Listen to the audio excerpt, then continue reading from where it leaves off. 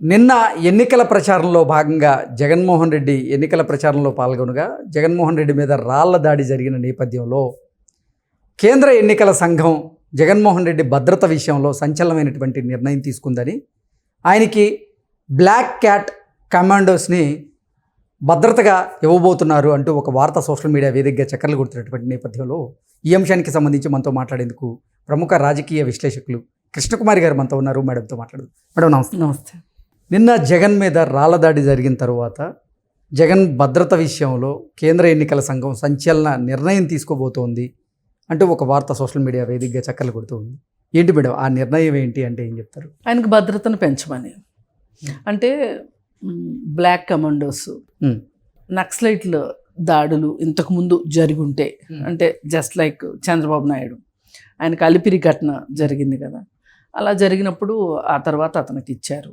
అట్లా అలాంటి సందర్భాల్లో ఇస్తారు, మామూలుగా అయితే ఇవ్వరు. ఇప్పుడు వీళ్ళు కూడా మాకు కావాలి అని అప్లికేషన్ పెట్టుకున్నారు వైసీపీ వాళ్ళు పెట్టుకుంటే, మరి అలాంటి కారణాలు ఏమీ లేవు కాబట్టి వాళ్ళు కూడా దాని మీద ఒక నిర్ణయం తీసుకోలే. కాకపోతే ఇప్పుడు జరిగిన ఈ విషయం ఏదైతే ఉందో, ఈ విషయం ప్రకారం ఎందుకైనా మంచిది, ఎలక్షన్స్ టైము, మరి ఇంట్లో కూర్చోమంటే కూర్చునే విషయం కాదు, ఇప్పుడు సందర్భం అది కాదు కదా. మామూలు అప్పుడు కావాలంటే కూర్చోవచ్చు, కానీ ఎలక్షన్ టైంలో కూర్చుంటే ఎట్లా, ఆ ఉద్దేశంతో వాళ్ళు ఆ నిర్ణయం తీసుకొని, అంటే ఇప్పుడు ఇది ఎలా ఉందంటే రోగి అనుకున్నది అదే, వైద్యుడు చెప్పింది అదేలాగా అయ్యింది. ఇప్పుడు ఆ మధ్య కొడాలి నాని కూడా అన్నాడు కదా, మాకెందుకు ఇవ్వరు అంటే ఈయన వంతుకు గంతేయాలన్నట్లు. అవసరం ఉంటే ఇస్తారు. అంటే ఆయన దృష్టిలో ఏంటంటే ఎవడెవడో పనికి మాలినోడికి ఇచ్చారు, మా వాడికి ఎందుకు ఇవ్వలేదు అని. అసలు ఇట్లా మాకివ్వండి అని ఇలా అడిగే విషయాలే ఒక రకంగా చూస్తే ఖజానా మీద భారం పడుతుంది. ఓకే, మీరు అసలు సరిగ్గా పరిపాలన చేశారనుకోండి, మీ మీద ఎందుకు దాడులు జరుగుతాయి అని కొంతమంది మాట్లాడుకుంటున్నారు. ఇది నిజంగా ఈ దాడి జరిగి ఉంటే కనుక ప్రజలకి మీ పరిపాలన నచ్చక వాళ్ళ నిరసన ఆ విధంగా తెలియజేశారనుకోవచ్చు. మొన్న చెప్పుబడిన ఘటన కావచ్చు, ఇది కావచ్చు, అలా అనుకోవచ్చు. లేదు అనుకుంటే కనుక వైసీపీ పార్టీకి ఆనవాయితీగా కొన్ని కలిసి వచ్చే అంశాలు కనిపిస్తున్నాయి. పోయినసారి కోడికత్తి కేసు, అలాగే బాబాయి హత్య కేసు, ఇట్లాంటివి ఉన్నాయి. అందువల్ల వాళ్ళు కావాలని చేసుకున్నారా అనేది ఒకటి. ఇప్పుడు మనం పూర్తి వివరాలు తెలియకోకుండా మనం మాట్లాడలేము.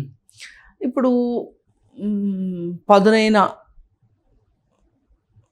వస్తువు ఏదో ఆయుధం లాంటిది, దాన్ని బట్టి తగిలింది అని చెప్పి సజ్జల చెప్తున్నారు. అంతకుముందు మీడియాలో వచ్చిన వార్తలన్నీ ఏంటంటే ఒక రాయి విసిరారు అనేది ఒక వార్త. ఇప్పుడు ఫోరెన్సిక్ కూడా ఏం చెప్పిందంటే అది రాయి కాదు, పదునైన ఆయుధం అనే చెప్పింది. మరి ఏ రకంగా చూసినా కానీ అసలు ఎందుకు ఇలాంటి ఘటనలు జరుగుతున్నాయి అంటే ఇంటెలిజెన్స్ సరిగా లేదా, మరి మీరే చేసుకున్నారా అని కూడా చాలామంది అంటున్నారు. ఎందుకు అంటున్నారు అంటే, పోయినసారి ఎలక్షన్స్ ముందు కోడికత్తి కేసు జరిగింది.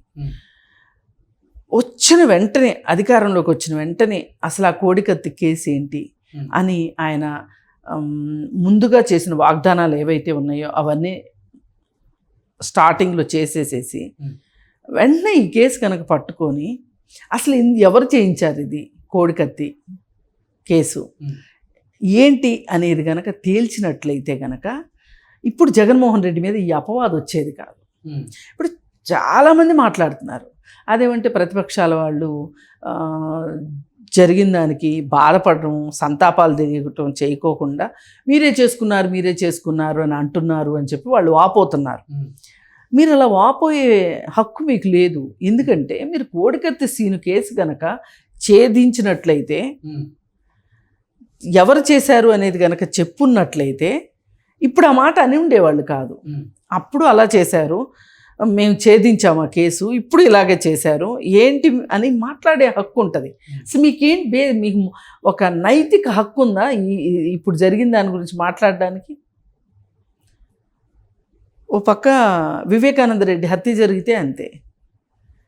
ఎవరో గుండెపోటని చెప్పారు ముందు, తర్వాత అది హత్య అని తెలిసింది. అది హత్య అని చెప్పాల్సిన సందర్భం వచ్చిన వెంటనే ఇమ్మీడియట్గా ప్లేట్ ఫిరాయించేసేసి ఈ తెలుగుదేశం వాళ్ళే చేశారు, ఫలానా వాళ్ళు చేశారు, ఆదినారాయణ రెడ్డి, వీటెక్ రవి, వాళ్ళు వీళ్ళు వరుస పేర్లు చదివేశారు. అది ఎలా సాధ్యం అసలు? అసలు ఈ సంగతి చెప్పాల్సింది ఎవరు? ఫలానా వాళ్ళు వీళ్ళ మీద అనుమానంగా ఉన్నారు అని చెప్పి కేసు పెట్టారని పోలీసులు చెప్పాలి. ఇది పోలీసులు కాదు అక్కడ చెప్పింది, జగన్మోహన్ రెడ్డి చెప్పాడు. అది అప్పుడే అసలు చాలా ఆశ్చర్యం వేసింది. అంటే అసలు వీళ్ళు అంటే ఈ కాలమే ప్రత్యేకమైన కాలమేమో. ఈ కాలంలో రాజకీయ నాయకులు ఇలాగే మాట్లాడతారేమో. పోయినసారి కూడా ఇంత ఇక్కడ కేసీఆర్ బీజేపీ వాళ్ళు మా నాయకుల్ని కొనాలని చూశారు, మా లీడర్లను కొనాలని చూశారు అని చెప్పి ఆయన పోలీసులు పెట్టాల్సిన ప్రెస్ మీట్ని ఆయన పెట్టేశారు. పోలీసులు ప్రెస్ మీట్ పెట్టిన తర్వాత మీరు పార్టీ తరఫున ప్రెస్ మీట్ పెట్టాలి. నేరాలకు కూడా ప్రోటోకాల్ ఉంటుంది. ఒక నేరం జరిగింది అన్నప్పుడు పోలీసులు పెట్టాలి, ప్రెస్ మీటు పెట్టి ఇలా జరిగింది అని చెప్పాలి. అలా చెప్పకపోతే ఏం జరుగుతుంది అంటే ఎవరికి నచ్చిన వాళ్ళు చెప్తారు, రకరకాల భాషలు ప్రజల్లోకి వెళ్ళిపోతాయి. అది కరెక్ట్ కాదు. పోలీసులు ఒక ప్రాథమిక విచారణ జరిపి వాళ్ళు ప్రెస్ మీట్ పెట్టే వరకు ఆగాలి. అలా కాకుండా అక్కడ ఏం చేశారో మనం చూసాం. వివేకానంద రెడ్డి హత్య అప్పుడు అసలు ముందు హత్య కాదన్న వాళ్ళు దాన్ని హత్యగా చేసి ఇమ్మీడియట్గానే వ్యక్తుల పేర్లు చెప్పారు అంటే ఇదేదో వాళ్ళు కూడబలుకుని చేసినట్టే ఉంది కదా. ఇప్పుడు కోడికత్తి కేసు కూడా అట్లాగే ఉంది కదా. ఇప్పుడు మొన్న ఇక ఆ తలనొప్పి భరించలేక అతనికి బెయిల్ ఇచ్చారు, కానీ అసలు అతనికి బెయిల్ ఇచ్చే ఉద్దేశమే లేదు. అది ఒక చిన్న కేసు. ఈ చిన్న కేసులో ఒక వ్యక్తిని నేరం చేశాడో లేదో తెలియకుండానే అతను కేవలం అనుమానితుడే, నిందితుడు కాదు. అనుమానితుడిని మీరు రిమాండ్కి పంపించారు, బాగుంది. 4.5 సంవత్సరాలు అండర్ ట్రయల్ ఖైదీగా ఉంచుతారా ఎవరన్నా? 4.5 ఏంటి, 5 ఏళ్ళు దగ్గర. ఎలక్షన్లకు 5 నెలల ముందు 6 నెలల ముందు జరిగింది. ఎలక్షన్లకు 4 నెలలు 5 నెలల ముందు మీరు బెయిల్ ఇప్పించారు. ఆ బెయిల్ రావడానికి ఒక చిన్నది, ఈయన వెళ్ళి కోర్టులో సాక్ష్యం ఇవ్వడం మాత్రమే, అంతే. దానికి ఏళ్ళు పుళ్ళు గడుస్తాయా? అంటే దీని వెనక ఏదో మతలబు ఉందని అనుకోరు ఎవరైనా. పైగా ఇంతకుముందు కూడా ఆయనకి ఒక భయం ఉంది. నేను చాలా చెప్పి వచ్చాను, చేయలేకపోయాను, నన్ను ప్రజలు ఏమైనా చేస్తారేమోననే భయం అయితే ఉంది. అందుకే ఆయన వెళ్ళే దారిలో పరదాలు కట్టుకోవడము, చెట్లు కొట్టించేసుకోవడము, లేదు అంటే కొద్ది దూరాలకి హెలికాప్టర్లో వెళ్ళడాలు, ఇలా రకరకాల విషయాలు చేస్తూ ఉంటారు. ఇవన్నీ చూస్తుంటే మనకేమనిపిస్తుందంటే అసలు రాజకీయాల్లో అసలు ధైర్యంగా ముందడుగు వేసేవాడు కావాలి, కానీ వెన్ను చూపేవాడు ఎప్పుడు నాయకుడు కాలేడు. అదేమంటే వీళ్ళు చెప్పేప్పుడు మళ్ళీ మడమ తిప్పం మాట తప్పం అని చెప్తారు, కానీ అది ప్రాక్టికల్గా డే టు డేలో అలా కనిపించట్లేదు. అంటే ఎక్కడో ఏదో ఒక భయం ఉంది. అంటే ఏదో ఒక జ్యోతిష్యం చెప్పినట్టు మిమ్మల్ని చెట్టు మీద నుంచి ఎవరో రాళ్ళు వేస్తారో, చెట్టు మీద నుంచి ఏదో చేస్తారని వెళ్ళేదారిలో చెట్లు కొట్టేయడాలు, ఇవన్నీ మనం విన్నాం కదా. అంటే ఇంటెలిజెన్స్ ఎప్పటికప్పుడు హెచ్చరిస్తుంది అన్నమాట. దీన్ని బట్టి మరి ఇప్పుడు ఎందుకు హెచ్చరించలేదు ఇంటెలిజెన్సు? అంటే వీళ్ళు కావాలని ఉపేక్షించారా, జరగాలని కోరుకున్నారా, లేకపోతే జరిపించుకున్నారా అని ప్రజలు అనుకోవడానికి వీళ్ళ వ్యవహార శైలే ఊతమిస్తుంది. ఓకే, ఏది ఏమైనప్పటికీ కూడా ఇలా ప్రజల్ని తప్పుదోవ పట్టేటట్లు కానీ, అపహాస్యం చేసేటట్లు కానీ, ఇలా మీకు మీరే వ్యక్తిగత దాడులు చేసుకోవడం, అంటే స్వీయ హింసకి పాల్పడడం మట్టుకు అసలు ఇది పద్ధతి కాదు. రాజకీయ నాయకుల్లో ధైర్యంగా ఎలక్షన్కి వెళ్ళండి, మేము ఈ పనులు చేసామని చెప్పండి, గెలవండి. అంతేకాని ఈ పనులు ఏంటి? ఇప్పుడు కోడికత్తి సీను కేసు వాళ్ళే చేసుకున్నారు అనడానికి బలమైన ఆధారాలు మన దగ్గర ఉన్నాయి. ఏంటి? 5 సంవత్సరాల పాటు అతనికి బెయిల్ రాకుండా చేసి, అతను రానివ్వండి, బయటకు వచ్చి ఏం చెప్పుకుంటాడు? ఏం చెప్పుకోవాలో అది చెప్పుకునేవాడు కదా. అసలు మీరు ఎందుకు ఆపారు అతన్ని? అంటే ఏదో ఉందన్నమాట అక్కడ, చిదంబర రహస్యం ఉంది. అందుకని మీరు ఇలాంటివి చేసి అలవాటు పడిపోయి మీరు ఇలా చేసి గెలవాలి అని అనుకుంటున్నారు చూసారా.